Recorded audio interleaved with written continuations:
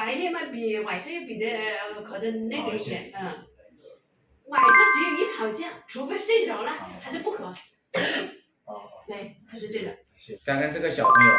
长期反复咳嗽，并伴有气喘的情况，这个孩子的妈妈就担心这个孩子会不会变成哮喘。其实很多家长也有这种疑虑。其实咳嗽它不会变成哮喘，孩子长期反复咳嗽并伴有气喘，它可能属于咳嗽变型哮喘，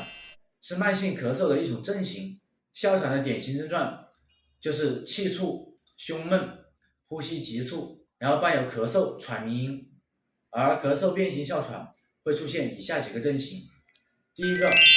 就是夜间反反复复咳嗽，以干咳为主，白天不怎么咳。第二个就是吸入冷空气或者刺激性的气味，就会引发剧烈的咳嗽。第三个，咳嗽往往会超过8周以上，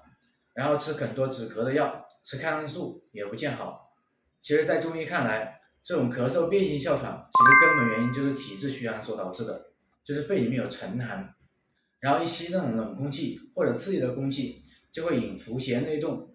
小孩子就会产生一个刺激性的咳嗽，阵发性的咳嗽。所以对这种咳嗽，我们一定要从根本去入手，只要小孩子阳气能够恢复，咳嗽自然而然就能止住，然后再调理小孩子的脾胃，让小孩子的身体能够运化起来，自然而然就不会反反复复。